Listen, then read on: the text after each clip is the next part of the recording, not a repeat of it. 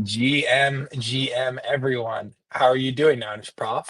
GM Dylan, it's good to be here. I'm filling in today. Adrian couldn't be here, and I know a lot of your guest co-hosts that you want to bring on are still making their way back from DevCon. So I am going to be the very non-technical co-host today. That's just going to let you tell me all the things, and I'll just ask occasional questions when I'm like, I have no idea what that is, and that's the way we'll Awesome. roll.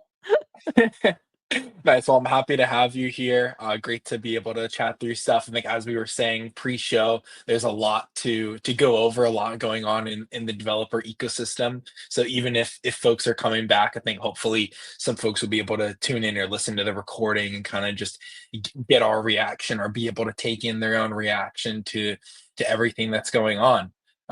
So I kind of think without a further ado, unless sorry, was there something that you wanted to add there? I am tweeting out now and letting people know we're live. I actually tweeted, not that wasn't a mistake. And Nice. I'm gonna, yep. So I'm just like getting things sent out, letting people know we're here. And yeah, that's perfect. Let's go. I'm excited. Nice. Cool. I'm gonna quote yours actually as well. I need to Yes, I'm just get on that. casting, casting, I'm tweeting, I'm doing all the things.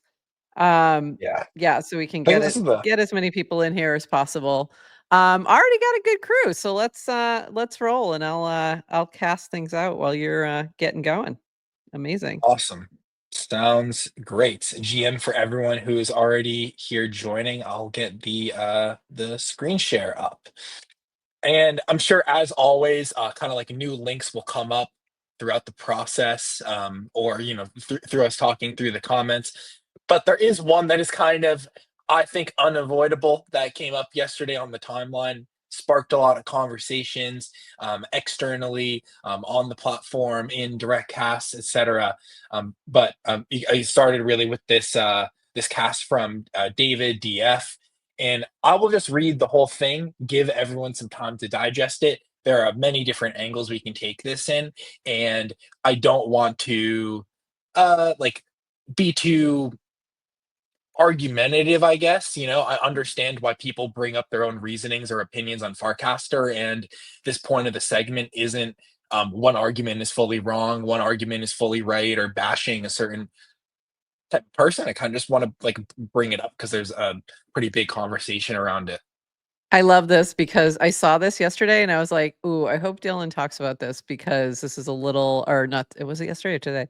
I was like, "It's a little more technical than I think I want to dive into." So, this is awesome. Hit it. Nice. Cool. All right. So let's read through. It says the Farcaster protocol does very little today in the way of solving conflicts or UX problems around multiple competing clients, which one might expect is the hard and important thing to solve in a social protocol.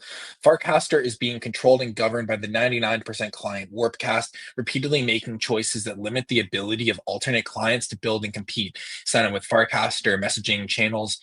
As a builder, it's unclear why Farcaster is not any different from early Twitter, which was open, had alt clients, but one overwhelmingly dominant client. Once Twitter became big enough, it shifted from attracting to extracting and shut down their API, becoming the Twitter of today, ruled by a benevolent dictator. Is Farcaster slash Warpcast just running back the Twitter playbook? Why should we users and builders trust Warpcast's continued benevolence when their short-term choices are already showing a willingness to compromise on the protocol part in the name of mono-client growth? And then it also has this image here with these two graph charts of the user relationship and the competitive relationship. I think essentially what he's trying to say here is that over time, there is more that he thinks is being extracted than attracted, or that is more that is competitive than cooperative, and opened up just larger conversation from a bunch of different folks in the ecosystem. But really just wanted to leave the description at that at first. Now, Prof, when you hear me read that out, does anything really Yeah. come to mind for you? I think that, we've heard Dan mention before that they are going to focus on making Warpcast the best client for Farcaster, but without taking away from the protocol, right? So that to me is what I've seen them do and hold true to that. But I do understand what DF is saying here. And it's been said in different ways like this before of if Warpcast is the primary client and the resources are going there, then what's the point? We've seen this a million times of like, what's the point of building on top of it? But I think when we look at some of the clients that have found success, I think that answers that question of like, why bother? And we can just look at Supercast today and see what's happening there. Do I think it's easy? No. And do I think there's going to be this conflict? Yes, I do think so. And I don't think there's any way to get around it at the moment until the only other way I can think of is for them to maybe support financially a few more of the alternative clients, is the only way I could see that being resolved. I don't know if you have other thoughts or if there was anything else within that thread that kind of jumped out at you as alternative thinking there. Yeah, that's interesting. There are a couple, and then I actually put up my own because I wanted to say something and I took some time to think about it. There were a couple that stood out. So Dan quoted these two from Rish and Woj with again, these are just Mm, everyone's perspectives. Obviously, Rish at Nanar saying sorry, decentralized hubs and on-chain identities are not the same as Twitter APIs. Yes, these are mhm, some things that aren't on the protocol yet, but that's not the same as saying the whole thing is centralized and can be pulled away like Twitter. And then Woj as well saying like Warpcast never did anything malicious. All the problems can be attributed to priorities. If Merkle had an infinite dev hours at disposal, I don't see a part of the roadmap that is killing Supercast. And then another pretty prominent one I saw was from Goksu on the Merkle Warpcast team was you know whether no matter how these conversations are being kind of like structured or who they're responding to, whatever, I just thought this was a good list of things Merkel has been doing to try and push in the direction of keeping things open and fair, pushing location data from Warpcast to hubs, pushing right. X account verifications from Warpcast to hubs, rewriting hub architecture so it scales and there's a less delay of messages between clients, so there isn't like a stale when you post a Warpcast and it goes to something like Supercast. New things like app frames that they're working closely with developers for, new APIs that providers like Nanar can use, and then here at the bottom saying this isn't to say that Merkle is perfect. It can and should be better on all fronts of decentralization, starting with better docs uptime and global key, so Warpcast isn't the sole custody. And Mm, and I posted something kind of similar. I said that from my perspective, I don't think Farcaster developers have ever been in a better position. There are um, full providers again to access data in a multitude of different ways, as well as open source resources if you want to pick and choose different parts of the protocol and you're willing to host that yourself.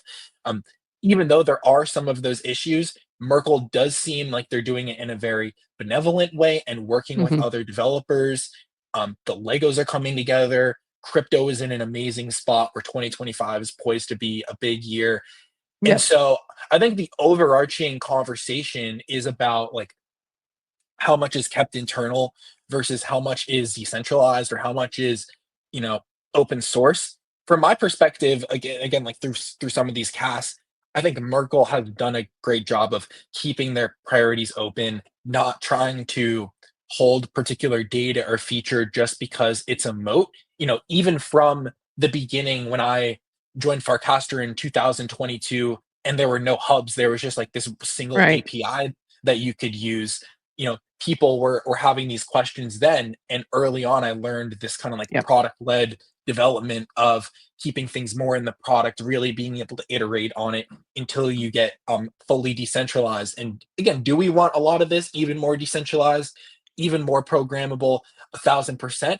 I think we're continually trending in that direction. It's in an even better place today than it was 6 months or a year ago, and it's a Yep. public ongoing conversation. So no matter who you are as a builder, if you have a particular gripe, like I would say that, um, like I don't mean to say that the way David went about it wasn't constructive. it opened up conversation. Yeah. But I think another way to also go about it is maybe being direct about the particular problem that is Mm. facing instead of creating this larger thing. And then I'd also say there are certain areas where um, like there's a stated versus revealed preference. Like for Right. example, it would be really cool if like Warpcast was open source, or if there was an open source module to do every single thing in the Farcaster universe. Sign up a user, create a passkey, make a feed, like any single function imaginable. But if all of that was released today, I don't think we're just going to see an influx of things being Right. built all of a sudden. So with the decentralization, there's this push and pull of learning from the community to make sure that the choices you make like at that moment best align with them, even though you know like every single thing isn't going to happen on day one. And like that's pretty standard for software or for product development, I feel. It's pretty amazing if you think about just the past year and the level of development that's happened. A year ago this time, there were no frames. There was, like so many things that have happened over the past year in terms of decentralization and making it a little easier and different tools that have become available. So I think sometimes it comes down to um, patience a little bit because it's not that we're never going to get there. It's just that it's going to take a little time. So, but also I feel like we are moving very fast compared to where we were a year ago. It's pretty incredible if you think about it. So, Yeah. it doesn't even seem possible. It doesn't seem like it was, last so it was earlier this year. It was January, February when we had frames come out and degen launch. So, we're not even at the year mark. And all of the growth and all of the development and all the building that's happened on top of Farcaster, and also experiments of things that didn't work and what you learn from that as well. So there's, when you have devs who develop something and then leave or whatever, like Nook is what is coming to mind, but that becoming a composer action instead, or what, you know what I mean? So there's all these different pieces that have been developed, but we just fully don't know how they're all fitting together yet. So to me, it's like some of this is just patience, but also I can understand the frustration if you've been here for a while, like DF, who's been here since, early days. And if you feel like you're not able to progress what you want to do, that I can understand some of that frustration. So I think the conversation's good though. I think it should be public. I think it's helpful because there might be folks who had some similar thoughts that didn't know where or how to share them. So, all good. Build in public. Yeah, It's for messy. sure. It's messy but good. So, Yeah. yeah. Yeah. I mean, I think a lot of people have had similar feelings, I don't think there's always a constant Yeah. state of there's like a developer utopia, I guess. Right. Right. Exactly. Exactly. You want to keep all sorts of people in. You want to keep like someone like David who has been in the ecosystem for so long and built cool stuff like Discove, which a lot of people on Farcaster might not Right. even have seen, but was like the first ever alt client on Farcaster. And then also this side, and maybe it's a little bit different, but let's see. I saw this from Ted. Let me see if I can find it. It was about kind of like Farcaster, like backwards Yeah. compatibility. Where was it? I forget where. I'll have to find the cast, but essentially Ted put up a cast saying something along the lines of there were a bunch of times where she met someone at DevCon in Thailand, and then the person was saying that they had built some frame or something a couple months ago, and they were trying to like share it to be like, hey, look at this thing that I did, and that the protocol had just moved so fast that the thing was inoperable by that point. Yeah. Um, That and I can understand that frustration because there are times when things change and then you circle back and you're like, wait a minute, this doesn't even work anymore. And I know that's going to happen again with the, new version of frames that's, in development. And I think that's going to be definitely a point of frustration for some builders. So I'm not sure how we deal with that, but yeah, that's definitely challenging. yeah, for sure. No, I mean, I certainly don't know the answer. I think like I think the internet in general doesn't have a great answer to that. The average Yeah. lifespan of a link is like 20 or 30 days or whatever. And stuff is kind Wow. of just, yeah, it's crazy. Like, things are all over the place. And then we have this huge fragmented internet that like people like Google kind of control their own index to. Yeah. But Crazy. I'm sure, yeah, I think the difference too is like, do we want that to be a future principle? And should things like the internet have, or should software in general have principles of backwards compatibility? Like I create a note on the Notes app of an iPhone in 2005, and then I can sync it up to iCloud and in 2024 update it 1,000%. Like I agree with that.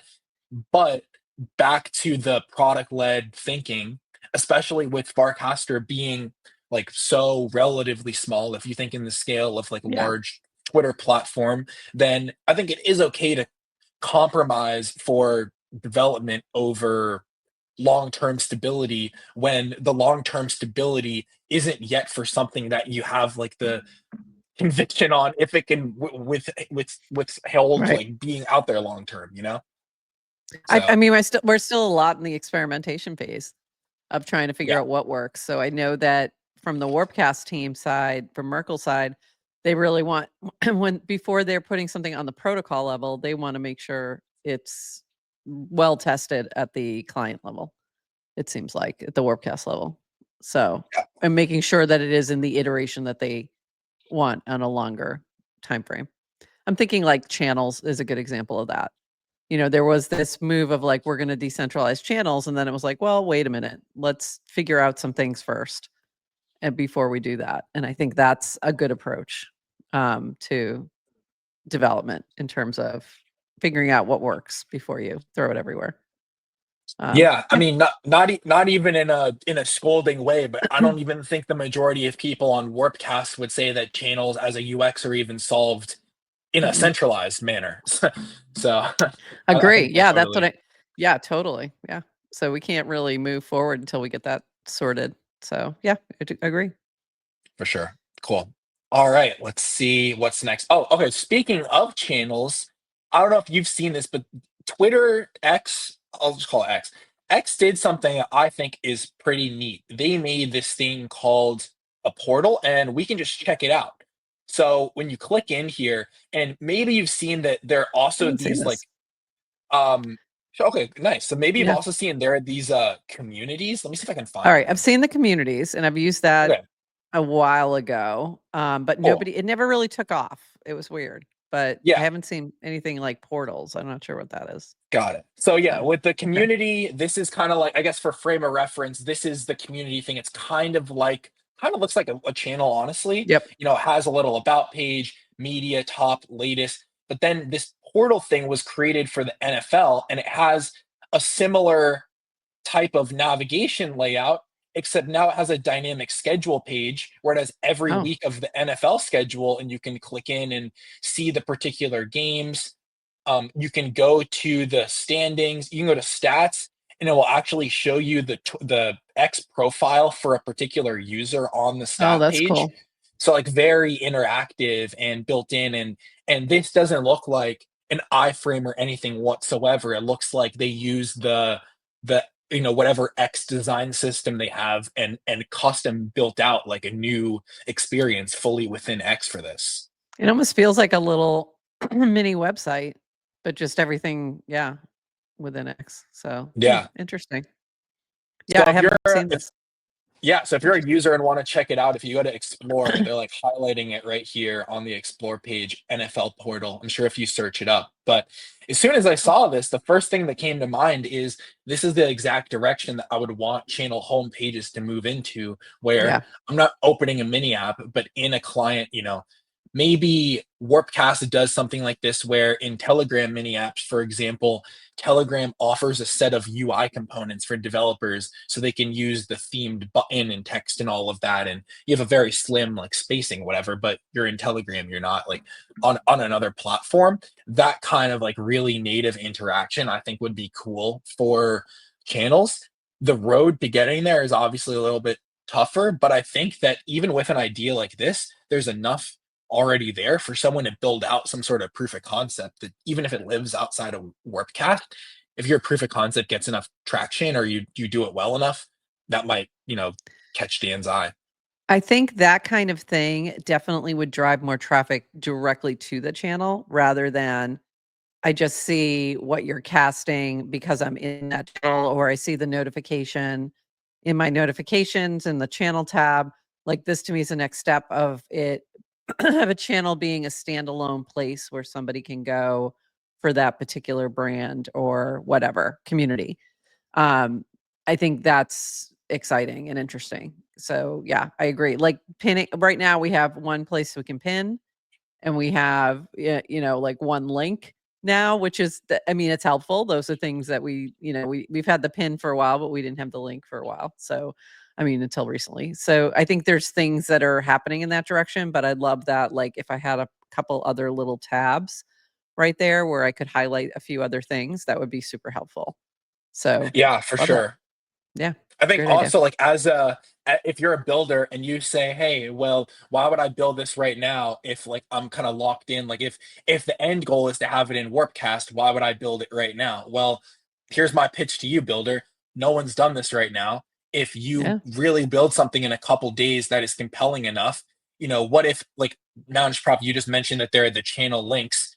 What if the page you build for a community is so compelling that a channel owner puts it as the channel link, and then everyone just clicks on the link as like a mini app or whatever instead of actually clicking the channel? If that happened for even a couple of communities, I think that would really catch Warpcast attention and make them or other clients think about, all right, this really shouldn't be a mini app. This should be like a fully embedded experience. How do we support something like this? Yeah, I agree. Sometimes you have to see it Cool. in action before the big dogs are gonna really pay attention. So yeah, very cool. Yeah, for sure. Awesome. Well, yeah, this is definitely a cool area, and then Sahil as well. I agree with what he said from Open Rank. Soon, this is what channel apps will look like. It might be a little better though. Native transactions, Right. moderators can launch, manage, or curate permissionlessly. For sure, for sure. Um, Another thing, or before we go over this one from Varun, I wanted to show this one from Varun.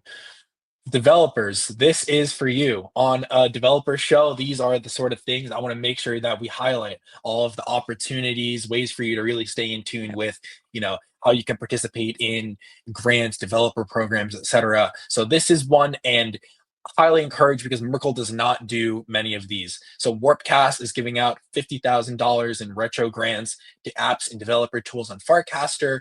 You can fill out this link. We will put it in the show notes. You only have until November 31st. It seems like the criteria is usage, duration, value, and open source. And I know because I've filled this out. There's a section where you can put in links to public metrics. So, for example, you have an on-chain app.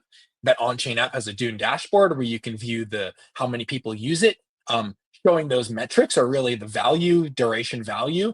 That is something that I think would be really helpful here to further like why what you're building is furthering the community. I think since it seems like they're trying to target 10 or so projects, it's not a purple retroactive situation where a bunch of people are getting it kind of just for creating their. So I would, again, Right. just a great opportunity. But if you're applying, I would highly encourage that if you have metrics, especially if they're public and on chain, that I would share those. But really cool opportunity. Love this. Yeah, and you mentioned at the beginning, like this doesn't happen that often. It doesn't happen that often that you can apply. They have done retro grants before, but they've sort of just picked from what they've seen happening, in what they've interacted with. So this gives a little bit broader scope to see what else is out there as well. So very cool. Yeah, yeah, awesome. And then another one that I thought was pretty helpful was this thread from Varun on an update on protocol priorities going into 2025. So, Super helpful. Yeah. yeah, Let's dive into that. Yeah. I think especially going back to how we started this entire conversation today around like making sure that people are aligned around what's going on in the protocol. It's an awesome thing that we have these open debates and conversations around like where are things going. Yep. I agree. So awesome. So I'll just start going through this. We think a lot of interesting things are going to be built on chain soon. Farcaster should be the programmable, incredibly neutral social network that brings users, developers, and blockchains together. But what does this mean tangibly? One, frames will help developers bootstrap new ideas. I think a cool thing. There's like 5 or 6 of these. I think a cool way we can go through this is maybe stop for a second after every one, but we'll see. Maybe some of them don't have as Yeah. much information. So for this one, frames will help devs bootstrap new ideas, test new ideas by putting them in a frame. It's fast to prototype, easy to get distribution to a wide crypto-friendly audience. Popular frames can be turned into full-fledged apps or even companies over time. We're working on a new standard which will make it easier to build interactive experiences, have wallet integrations to take on-chain actions, and make frames more discoverable and reusable. Um, so I actually have some mixed thoughts here. I think frames are a really good vehicle. They've done a lot. Um, we're in this interesting space right now where I feel like there aren't a ton of high quality frames and app frames, or maybe not as much excitement for the feed as Mm. there is excitement about the infra for them being built, if that makes any sense. Yeah. Um, going back to what we were just talking about with channels, if we think about a fully programmable channel page, for example, the end goal in my mind is that it's what we saw, and all of the APIs we want are within Warpcast, and you're not in a mini app going back down into Warpcast. I guess what I wonder is how many interactions people are going to want to do in that mini app, and Mm. how beneficial it is for them to be kicked back to actions in Warpcast versus saying, I'm in the feed, I found the app or thing I want to do, I'm going to the next app to do it. Yeah. That's interesting. Um, I think we're just scratched the surface on frames, really. I think that as you get more into the programmable transactions and things like that, then it gets exciting, as well as bringing AI into it and seeing what, that interaction looks like. But I do think that some of the mini apps that we've seen, there just haven't been many, are really powerful, honestly. So when I think about something like the trivia app where you're streaming while playing a game, while being able to chat, and it's all happening in this little frame, essentially. So things like that to me are more exciting because that opens up a lot of different possibilities.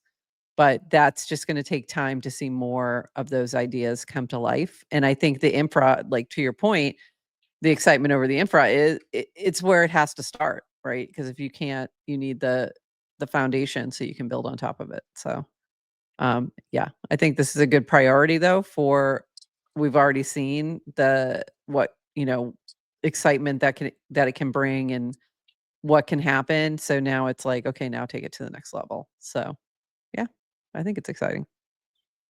Yeah, totally. Oh, I don't know what just happened to that cast. You lost it, go back. Oh no. Here we go. There we go. Nice.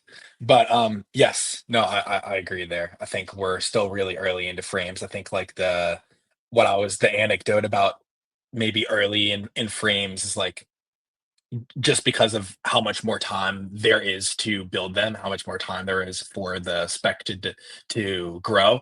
And also like if you know that the spec is changing, it probably Yeah. makes more sense to kind of wait and not bank everything Yeah, of on. course. Yeah, Yeah, for yeah, sure. cool. And I always think about different I don't know, there's just so many possibilities with frames, and it needs to just keep getting easier and easier for people to develop them. I think, Nanar has done an incredible job with the frame studio and making that simple for people to launch some simple frames, and that just needs to keep, improving, and we'll see a lot more experimentation by people who might have an idea, but maybe they can't program. So Yeah. it's, that sometimes the idea person is not the tech person. We know that. So it's making it easier for that person to envision what they want to do and help and get there.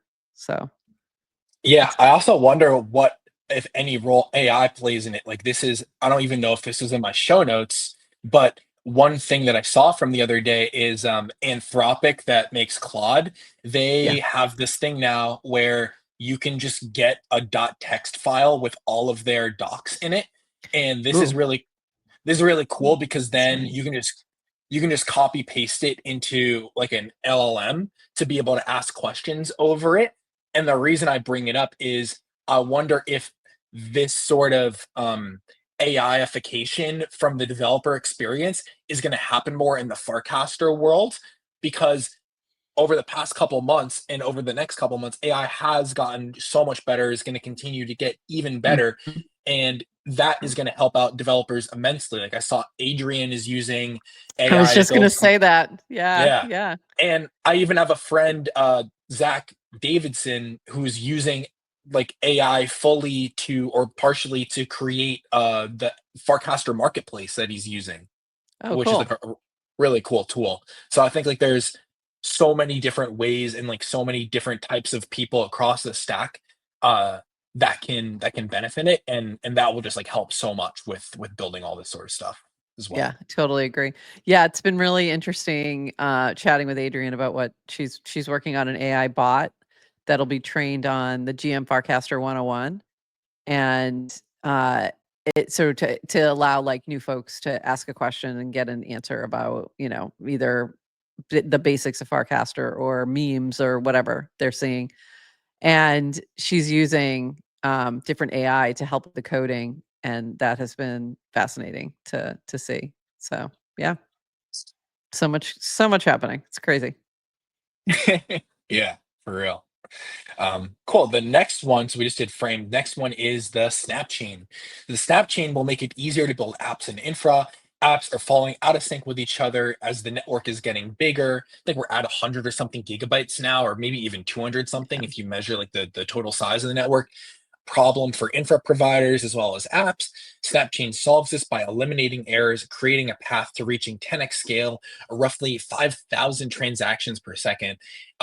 If done right, it will make it much easier to maintain and keep in sync. It's like basically our own blockchain, essentially. I don't think they want to call it that, but I mean, and then you can do a lot of really cool stuff as well. We can move the hubs on chain here, make, I'm sorry, not the hubs. We can move signers to the Okay. snap chain, make it a lot easier to like manage, to delegate. It's going to make it a lot easier for different compatibility between clients. So like if you create an account through Warpcast and want to go to Supercast, or create an account through Supercast, want to go to Warpcast, all that sort of stuff by moving some of that data to the snap chain, as well as some like wallet upgrades that are coming. That's going to make Cool. it all a lot easier. You know, the sync that we just spoke about. But if you are just a developer in general and want to know what this means for you in layman's terms, faster, easier building. Yeah. Great. That's great. Because I've been wondering. I'm like, I don't know what Snapchain is, but I assume it's just going to make things better. Yeah, it's like a much more durable version of hubs that makes hubs a lot more like a blockchain, and has these, yeah, has Okay. these blockchain like mechanisms that make working with data at the scale that Farcaster can get to just like a lot more providable for everyone. Great. So that should be cool.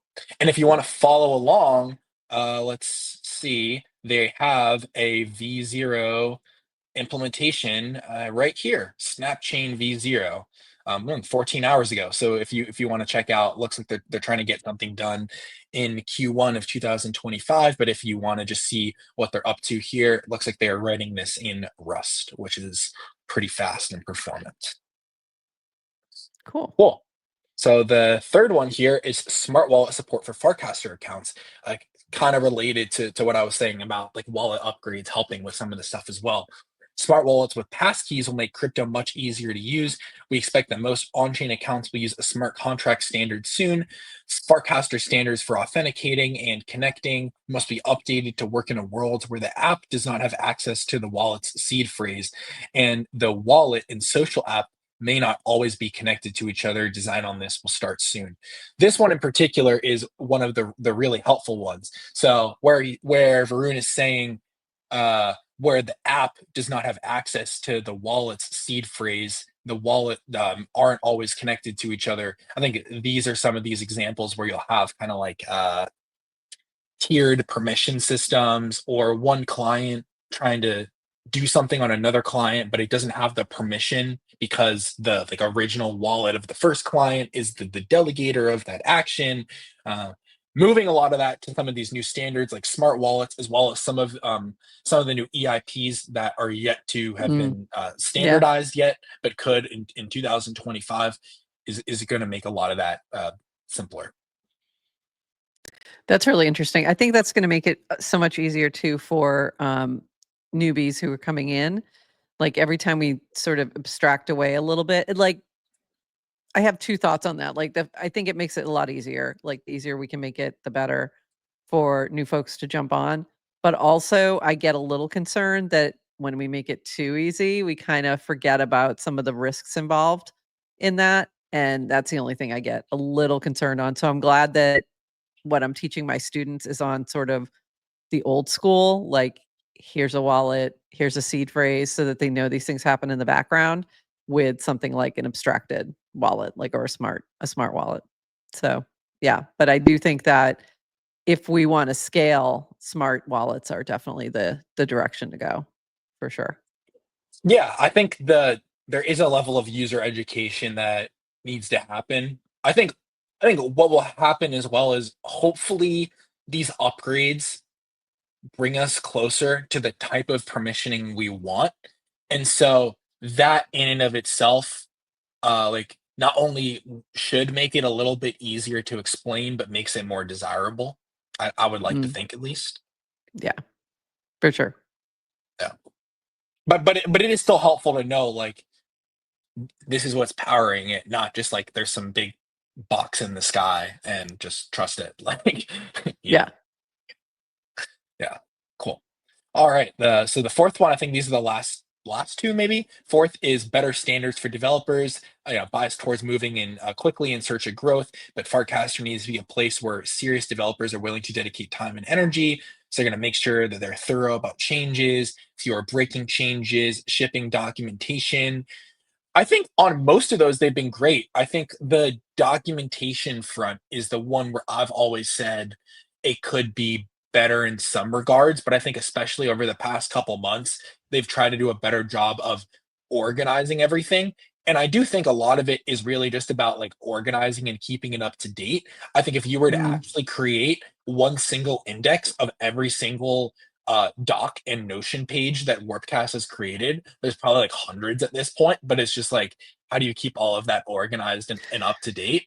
So maybe Um, better searchable, like different, yeah, maybe even a bot that you can ping to help you with that would be sure. helpful. Yeah, Yeah. I mean, this could be a cool, again, maybe this isn't the final factor, but they do think this is like a cool AI use case. Like maybe this is a chat GPT plugin. Maybe, absolutely. maybe that doesn't solve everything, but I think that could be cool. And then the fifth and last one, which we just went over, were the retroactive developer grants. Warpcast is running this other experiment. Seems like every quarter, a couple quarters, Yeah, they're looking for like new sort of experiment factors. Um, the one thing I would say here is like if you're a developer, this is awesome, but I wouldn't bank because you yeah, see this in the priorities. I wouldn't see this and be like, wow, going into 2025, I'm banking my building strategy on how these developer grants are going to pan out. I wouldn't yeah, think so, especially because of how they're experimenting with it. I would think that they're probably smaller and more for rewarding projects retroactively that have a rather sizable impact, not like a incentive for you to build more on Farcaster if you haven't already. If that is something that you want to do, though, there are many different DAOs and communities adjacent to Farcaster, whether you want to post weekly in the base builds channel or you want to do something on rounds.wtf. That's separate and maybe even something I can kind of like scour for is are there other grant programs that we can highlight. There was one last week from AI 16Z that we went over, but yeah, yeah. yeah, but I think all there's that's to say, and yeah, there's also like Octant has been running some rounds. yes, Um, yeah, there's always like OP running around. So there are a lot out there that they're just not always directly Farcaster related. but they're within the Ethereum. If they're within the Ethereum ecosystem, that usually qualifies. So you can look beyond just these particular grants for sure. And there's also, if you have a really good idea, there's some other, funding out there right now. So even, at the Yeah. VC or whatever, if it just depends on what it is, or things like Seed Club and Orange DAO. Z's thing, Orange DAO. There's a lot of different opportunities for sure. Yeah, Yeah. Orange DAO is a good one. Crypto. They love Farcaster, so that's a really good one. Yeah. Yes. Yeah. A lot of Farcaster folks here who like work there or have Yep, worked there. Like, yeah. for sure. Nice. Yeah, I think that was the end of the protocol priorities, but I think these are pretty helpful. Oh, let's see here. This one looks interesting. From Stefan, who works at Frames. What impact do you think a Warpcast embedded wallet will have on alternative client adoption and make it a priority to keep an Mm. up-to-date list of Notion spec docs? That I definitely agree on the Exactly what we were second just part. talking about. Yeah, that's fun. Yeah, that's Yeah. like half of it. I suspect all on-chain apps will move towards embedded wallets. The ideal experience is one where a user has a single wallet and grants limited permissions to apps. Yeah, I think oh, where did this is another cast. I keep having these castable moments that we can bring up, but Yeah. Dan posted something like this yesterday. I will find account list. Here we go.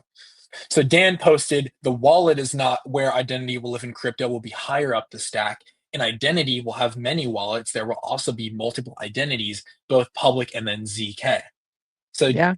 I think this is the sort of world I'm envisioning in terms of like a multi-tiered system. There, even in your regular world, think about all, Web 2, whatever, there are all these different contexts that you live within. And then within those contexts, there are subcontexts. So what smart wallets to me enable is a set of tiered permissioning where we can make something like this where you have some root, like at the top level there's Dylan Yeah. Steck the person or whatever, and then there's Dylan on Farcaster, Dylan on Twitter, Dylan on Warpcast, Dylan on Supercast, whatever, and they can all have the same sort of like ground framework on which I can build rules.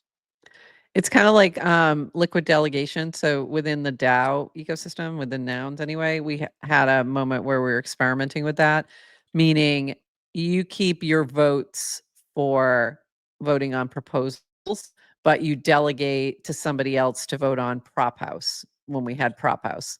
Or Oh, in that's this cool. case, rounds would be, the alternative. So it kind of reminds me of that a kind of approach where you're delegating maybe this aspect to, this particular wallet or something else to this wallet over here. So all these different approaches. And then the whole anon aspects, like that's a whole other level. And it's been interesting to watch those experiments happening with different ways to cast anonymously in all the different types of experiments there. The new ZK one, but also before that, just using Supercast and those things. So yeah, interesting to see all the Yes. different approaches. Yes, for sure. I was just seeing I keep losing my tab actually, but I just saw that Dan posted something funny with Anon. He's like Anon He's Con. What is been yeah, he's been really leaning that? in to the anon content. There's a lot of memeing happening. Yeah, it's funny. Yeah. Well, it's funny I because I I I like it when this happens on the timeline. I enjoy it. I think some people get frustrated when we get a little obsessive on one topic, but to me it's I don't know. It's fun. It's fun yeah. and it's interesting and people are experimenting like I said, we have a new ZK anonymous posting frame, there's all these things are to me just interesting experiments. And don't get Yeah. too if it's not the timeline you wanna see, just adjust accordingly, it will pass, and there'll be something else taking over Yeah, the feed exactly. next week, Yeah. so just relax, and it's gonna be fine. Yeah. One of the things I think is funny as well is that there's some ZK podcast, I forget the name of it, but Varun was on it, and I was listening to it maybe like back in April or May, and at some point something came up where Varun was saying that they were thinking about ZK like earlier in Farcaster, but it didn't make sense at the moment, and it probably didn't make sense right then, but at some moment it probably would make sense. And it's funny how now we're Yeah. seemingly maybe in that moment. Yeah. I think in a limited scope, we are in that moment. Yeah, for sure. Yeah. And then I guess speaking of that, that is what we had next. We are Anon. Um, if I understand, I haven't actually played around with this correctly. I do know that Kartik made it and the code is open source, which is super awesome that he just returns to Farcaster and then his like third cast back is, by the way, is open source and like 300 likes. Yeah. It's pretty awesome. Welcome Um, back. yeah, for for real. Um, but Anon is you can use it within a mini app as well, which is pretty cool. Must Yeah. have 20,000 Anon, so I'm sure he did make this token. I would assume. And then you can post through ZK proofs. And funny enough, if you have 3 million, you can delete posts of anyone Yeah. abusing the account. I think That's cool. that's pretty funny. Yeah. That's pretty cool. I don't know that he made that he made Anon, because Anon was made via the Super Anon account and then via Oh, Clanker. So the token I was made just via Clanker. Yeah. And so nobody knows. I guess Woj knows, or he could know if he wanted to. yeah. But technically, Super Anon was the account that created Anon. Mm, And then but also he wouldn't have had to make it in order to say, he just needed to program it that like you need this amount of anon in your wallet to do XYZ. And because of the, faster integrations and the Legos, you can do that, which is cool. yeah. And I guess there's no he's not like there's no token. You're not earning any token through this, you know? Mm-mm. It would make more sense to No. have your own token if it's like if you like post to pay and he's earning off it Right. or whatever, then No, I think they're just checking the wallets and saying you need this amount to use this feature.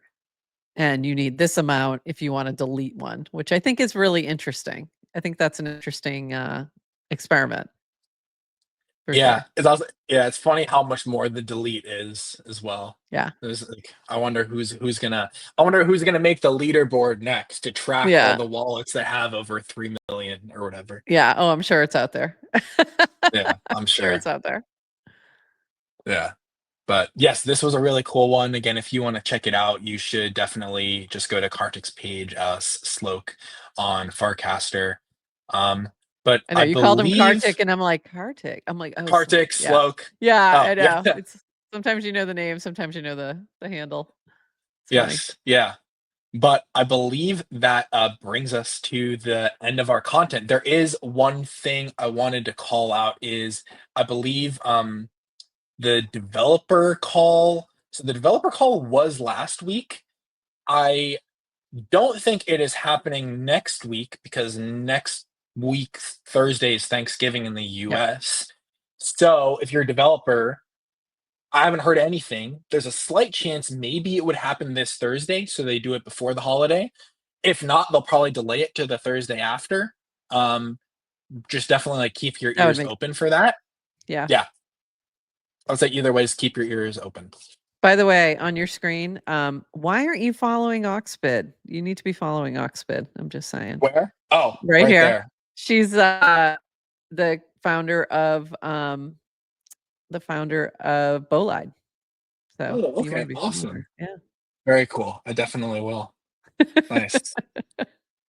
I know so many things to keep up with right now. It's a very exciting time to be building on It Farcaster. really is. It really is. And this is going to be a great show moving forward as we move into all of this crazy development that's bound to happen. I think this is going to be a great weekly touch point for the devs to make sure they didn't miss anything, especially if they don't make even if they do make the dev calls, there's so many other things happening within the ecosystem that may not even get touched on there. So, Yeah, yeah. So I'm definitely, hoping. I love that you've started this. I think it's going to be super helpful as we move forward for sure. Thank you. Yeah, it's crazy. We're already four in. Definitely I have a know.